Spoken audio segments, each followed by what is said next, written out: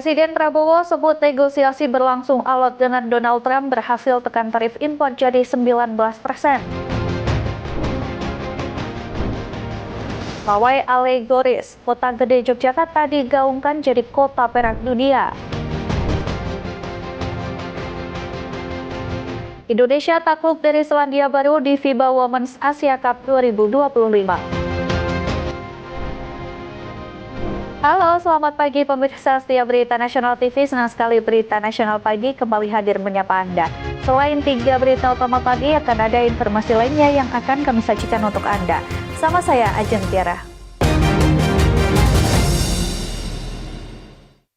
Informasi yang pertama, pemirsa, Presiden Prabowo Subianto mengakui perundingan tarif impor dengan Amerika Serikat berjalan alot. Namun ia menegaskan pemerintah tetap memperjuangkan kepentingan rakyat. Presiden Prabowo Subianto merespons terkait penurunan tarif impor dari 32% menjadi 19%. Menurutnya, pemerintah tetap berharap agar negosiasi tarif impor dapat berujung pada angka 0% untuk Indonesia. Hal ini disampaikan Prabowo saat tiba di Landasan Udara Halim Perdana Kusuma, Jakarta. Presiden Prabowo menyebut perundingan dengan Presiden Amerika Serikat Donald Trump berjalan alot. Dirinya menyadari Indonesia masih dikenai tarif 19%, sementara Amerika Serikat bebas bea masuk untuk barang-barang mereka. Prabowo menjelaskan pemerintah sudah melalui proses perhitungan dan perundingan yang panjang terkait tarif impor. Baginya, keselamatan pekerja dan kepentingan rakyat tetap menjadi prioritas utama dalam setiap langkah kebijakan. Presiden juga meyakini fondasi ekonomi Indonesia masih sangat kuat untuk menghadapi berbagai tekanan. Dirinya optimis ekonomi nasional akan terus bertahan dan tumbuh di tengah situasi global yang penuh tantangan. Saya bicara dengan Presiden Donald Trump, ya alhamdulillah juga perundingan alot akhirnya ada kesepakatan. Kita juga akan istilahnya kita memahami kepentingan mereka memahami kepentingan kita, dan kita sepakati sekarang kalau nggak salah ya tarifnya dari 32 diturunkan jadi 19. Ya saya tetap nego, saya katakan beliau ini seorang negosiator yang cukup keras juga gitu. Dari Jakarta, Galuh Anggara, Berita Nasional TV. Ya, Presiden Prabowo Subianto tiba di tanah air setelah menyelesaikan lawatan ke 6 negara selama 15 hari. Sejumlah hasil diperoleh termasuk memperkuat hubungan bilateral dan kerjasama ekonomi. Presiden Republik Indonesia Prabowo Subianto tiba di Pangkalan TNI AU Halim Perdana Kusuma, Jakarta Rabu sore setelah menyelesaikan lawatan ke 6 negara sejak awal Juli 2025. Presiden Prabowo menyebut perjalanan ini membawa hasil yang cukup baik bagi Indonesia, terutama dalam memperkuat hubungan internasional dan kerjasama ekonomi. Pesawat Kepresidenan Indonesia 1 yang membawa Presiden Prabowo dan rombongan mendarat di Lanut Halim pada pukul 14:55 waktu Indonesia Barat. Wakil Presiden Gibran Raka Buming Raka bersama sejumlah pejabat negara lainnya turut menyambut kedatangan Presiden, termasuk Menteri Luar Negeri Sugiono, Menteri Sekretaris Negara Prasetyo Hadi, dan Wakil DPR RI Sufmi Dasko Ahmad. Dalam lawatan selama 15 hari tersebut, Presiden Prabowo mengunjungi Arab Saudi, Brazil, Inggris, Belgia, Prancis, dan Belarusia. Berbagai agenda dilakukan mulai dari pembahasan haji, KTT BRICS, hingga pertemuan kenegaraan dengan raja dan presiden di masing-masing negara. Salah satu momen penting ialah keikutsertaan Indonesia dalam parade Bastille Day di Paris atas undangan Presiden Prancis Emmanuel Macron. Sebelum kembali ke tanah air, Presiden juga melakukan pertemuan khusus dengan Presiden Belarusia Alexander Lukashenko. Saya tiba kembali di tanah air setelah lumayan ya, kalau tidak salah 15 hari. Saya pergi cukup lama, dan tapi alhamdulillah apa yang kita hasilkan cukup bagus. Saya hadir di BRICS di Rio de Janeiro, kemudian sebelumnya saya kunjungan kenegaraan ke Arab Saudi, ketemu pimpinan Arab Saudi, beberapa kota, Perdana Menteri, dan pimpinannya sangat bagus. Dari Jakarta, Galuh Anggara, Berita Nasional TV. Pemirsa, Presiden Prabowo Subianto memastikan Indonesia akan membeli pesawat Boeing dari Amerika Serikat untuk memperkuat Garuda. Langkah ini juga menjadi bagian dari kesepakatan dagang antar kedua negara. Presiden Prabowo Subianto membenarkan Indonesia akan membeli pesawat Boeing dari Amerika Serikat sebagai bagian dari kesepakatan dalam negosiasi tarif impor. Langkah ini diambil untuk memperkuat maskapai pelat merah Indonesia, Garuda, yang selama ini menjadi kebanggaan dan simbol penerbangan nasional. Presiden menegaskan pembelian pesawat baru diperlukan agar Garuda dapat terus bertahan dan bersaing di industri penerbangan internasional. Menurutnya, pembelian dari Amerika Serikat tidak menjadi masalah karena memang sesuai kebutuhan dan Boeing dianggap memiliki kualitas pesawat yang baik. Kendati demikian, Indonesia tetap akan melanjutkan pembelian pesawat dari Airbus. Pemerintah memastikan pemenuhan kebutuhan pesawat dilakukan dengan mempertimbangkan berbagai kepentingan nasional, termasuk hubungan dagang antar berbagai negara. Presiden juga menyinggung bahwa kerjasama ini merupakan bagian dari upaya memperkuat hubungan ekonomi dengan Amerika Serikat di tengah kenyataan Indonesia masih bergantung pada impor komoditas seperti BBM, gas, gandum, dan kedelai. Kita kan perlu untuk membesarkan Garuda, ya. Garuda adalah kebanggaan kita. Garuda adalah flag carrier nasional. Garuda lahir dalam perang kemerdekaan kita. Jadi Garuda harus menjadi lambang Indonesia. Kita bertekad, saya bertekad untuk membesarkan Garuda. Dan untuk itu ya kita butuh pesawat-pesawat baru. Ya. Dan saya kira nggak ada masalah karena kita butuh. Mereka ingin jual. Pesawat Boeing juga cukup bagus. Kita juga tetap dari Airbus, ya. Dari Jakarta, Galuh Anggara, Berita Nasional TV. Informasi selanjutnya, Menteri Pertanian Andi Amran Sulaiman menegaskan akan terus mengontrol kasus beras oplosan. Pihaknya juga yakin akan menindak tegas para pengusaha yang telah merugikan konsumen, mengingat kerugian mencapai 99 triliun rupiah atau hampir 100 triliun rupiah per tahun. Data apa yang terjadi sesungguhnya. Akhirnya seluruh Indonesia. Menteri Pertanian Andi Amran Sulaiman angkat bicara soal kasus beras oplosan. Menurut Amran, saat ini petugas sudah memeriksa 26 pemilik beras kemasan secara maraton. Selain itu menggunakan 13 lab di seluruh Indonesia untuk menentukan kualitas beras dan menemukan kecurangan. Amran mengaku sudah berkomunikasi dengan Menteri Perdagangan dan memberikan surat kepada Mabes Polri hingga Jaksa Agung mengenai kasus beras oplosan. Rencananya akan ada 42 orang diperiksa. Lebih jauh, Amran mengimbau para pengusaha tidak melakukan kecurangan kepada konsumen karena beras merupakan bahan pokok utama masyarakat Indonesia. Sudah kirim ke Bapak Kapolri langsung dengan Bapak Jaksa Agung. Tanggal 10 sudah mulai pemeriksaan. Ada 26 merek sudah diperiksa. Menurut informasi yang kami terima bahwa data yang kami kirim dari lab ya, itu kami gunakan lab, bukan data Kementerian Pertanian. Kami gunakan lab untuk memeriksa satu persatu. Ada 13 lab kami gunakan. Hasilnya kami kirim ke Satgas Pangan karena kami bersama-sama Satgas Pangan. Dari Jakarta, Natasha Alko, Ade Chandra, Berita Nasional TV. Ya, Menteri Pendidikan Dasar dan Menengah Abdul Mukti mengungkap terdapat sejumlah sekolah negeri di Pandeglang, Banten yang sama sekali tidak mendapatkan siswa baru tahun ajaran 2025-2026. Abdul Mukti mengatakan permasalahan ini akan disampaikan kepada Kementerian Dalam Negeri.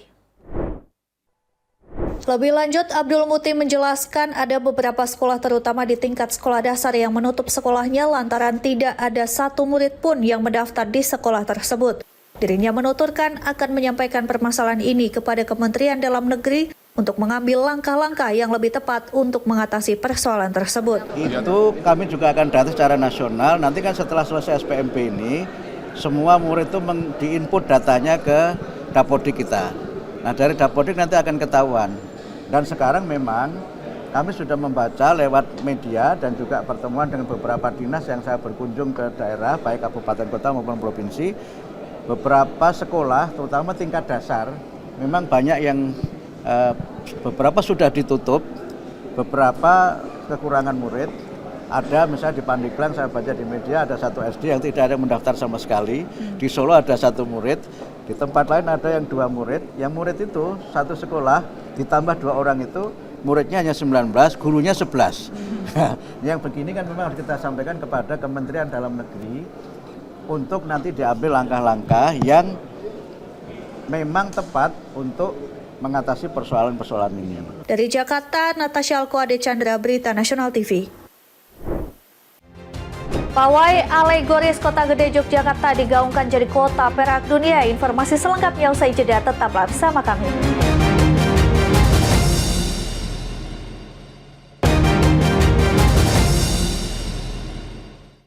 Terima kasih Anda masih menyaksikan Berita Nasional Pagi. Pemirsa, Pawai Alegoris Harmoni Jogja 2025 kembali digelar di kawasan Kota Gede Yogyakarta.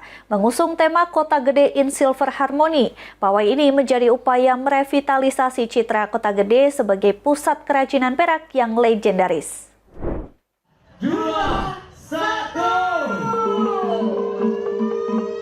Ribuan warga yang tumpah ruah di sepanjang jalan utama sekitar Pasar Kota Gede, mereka antusias menyaksikan kembali gelaran tahunan pawai alegoris yang digelar pemerintah Kota Yogyakarta melalui Dinas Pariwisata. Pawai alegoris 2025 mengusung tema Kota Gede in Silver Harmony sebagai upaya mengangkat kembali Kota Gede sebagai pusat kerajinan perak. Berbagai atraksi seni ditampilkan termasuk tari-tarian, maskot khas Kota Gede, kostum-kostum megah, hingga properti raksasa yang mencerminkan kekayaan budaya, sejarah, dan pesan moral. Berbagai komunitas seni, kelompok masyarakat, dan pengrajin perak turut ambil bagian dalam pawai ini, menunjukkan kolaborasi kreatif yang menghibur sekaligus menginspirasi. Melalui kita juga, kita di pasar yang cukup legend, pasar di Kota Gede, dan diharapkan dalam waktu dekat semoga bisa diskusi juga rekapnya dari tanah ini kita insya Allah bisa mewujudkan dan sangat luar biasa apabila Kota Gede kita bisa kembangkan. Salah satunya adalah melalui acara hari ini adalah pawai. Lewat pawai alegoris Harmoni Jogja 2025, semangat untuk menghidupkan kembali citra Kota Gede sebagai pusat kerajinan perak tak hanya menampilkan kreasi seni yang memukau, pawai ini juga menjadi wadah kebersamaan untuk menjaga warisan budaya dan mendorong potensi ekonomi lokal. Tim Liputan, Berita Nasional TV. Ya, Satuan Lalu Lintas Polres Lebak menggelar Operasi Patuh Maung 2025.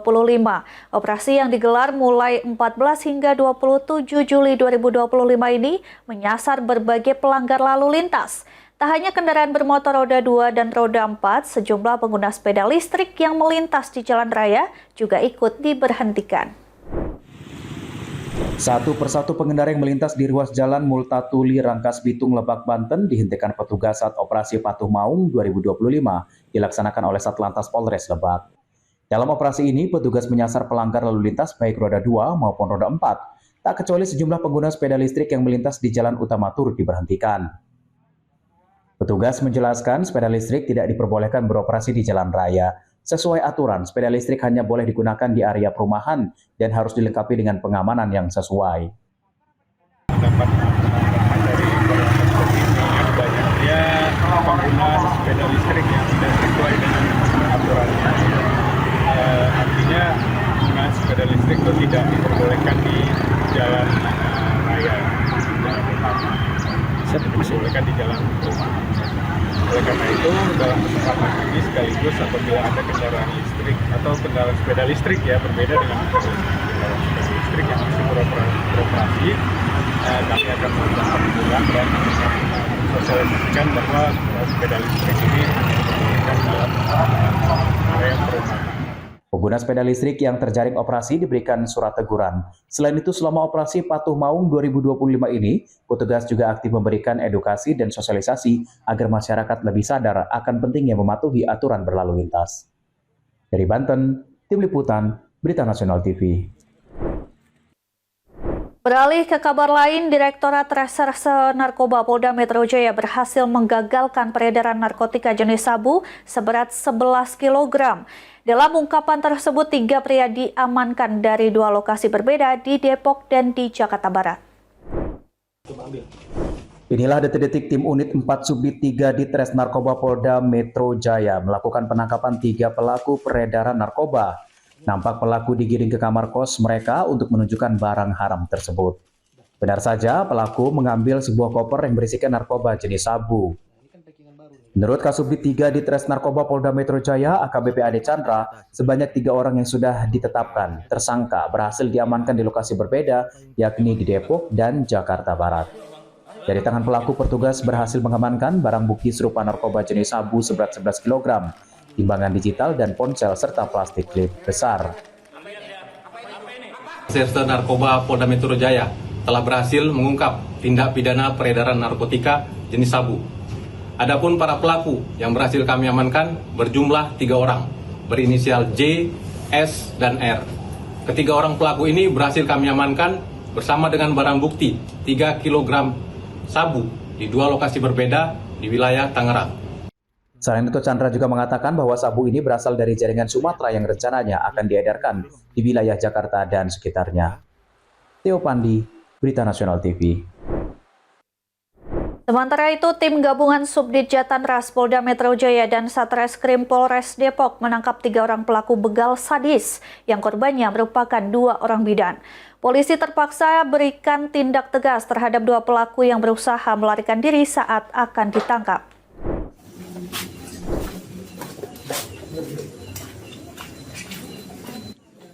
Menerima adanya laporan kasus pembegalan yang menimpa 2 orang bidan saat mengendarai sepeda motor di Jalan Arko Raya, Bojong Sari, Depok, Subdit Jatanras Polda Metro Jaya dan Satreskrim Polres Metro Depok mengejar pelaku. Tim gabungan menyambangi rumah kontrakan di daerah Parung, Bogor, tempat persembunyian para pelaku. Dengan cepat, polisi melakukan penggerebekan dan didapati pelaku dengan barang bukti aksi kejahatan. Motor mana? Motor. Ya, yang dipakai. Ya. Saya kalau pakai begal itu, Pak. Yang mana? Itu warna yang bit apa? Bit hitam. Ini depan nih. Yang mana depan ini? Iya. Ya, itu. Pelan-pelan aja, pelan-pelan aja. Bukan dulu, Bang. Sini mana? Masuk sini. Yang mana? Yang mana? Hah? Yang mana? Yang mana? Yang mana? Lo bukan maling motor tapi lo begal gitu? Jadi lo nggak punya? Saya cuma jadi joki, Pak. Cuma jadi joki begal? Iya. Saya begal. Bener ya? Iya, jokinya begal. Begal. Pelaku dengan inisial WAP, MF, dan MS tak berkutik ditangkap dengan ditemukan senjata tajam dan benda menyerupai senjata api. Mana lagi? Nih, tuliskan. Gimana lagi? Siapa lagi? Mana? Handphone ceweknya. Ini bagian pelangsangnya. Ini. Pas lo pakai itu, Pak, itu yang itu. Yang mana? Udah itu aja berarti. Menurut informasi, peristiwa berasal saat kedua korban Caca dan Noval yang merupakan tenaga kesehatan berboncengan sepeda motor di Jalan Arko Raya pada 24 Juni dini hari. Tiba-tiba keduanya dipepet oleh ketiga pelaku yang hendak mengambil motor korban. Kedua korban sempat melakukan perlawanan hingga 2 pelaku membacok korban hingga korban luka parah.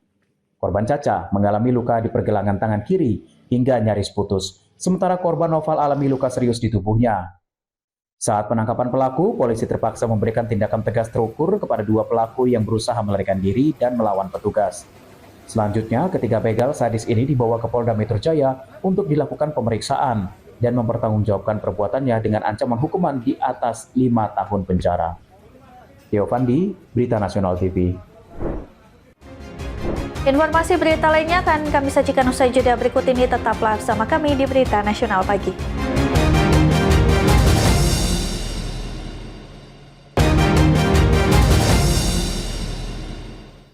Terima kasih Anda masih bersama kami. Pemirsa, tim nasional bola basket putri Indonesia terpaksa mengakui keunggulan Selandia Baru setelah kalah 45-75 dalam game kedua grup A FIBA Women's Asia Cup 2025 Division A di Shenzhen Sports Center, China.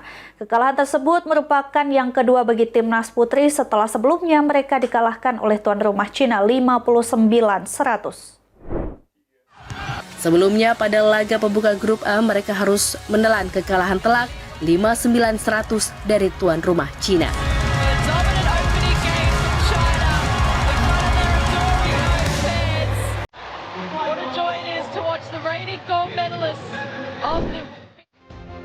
Pemirsa, informasi tadi sekaligus mengakhiri jumpa kita. Demikian Berita Nasional Pagi telah menemani Anda.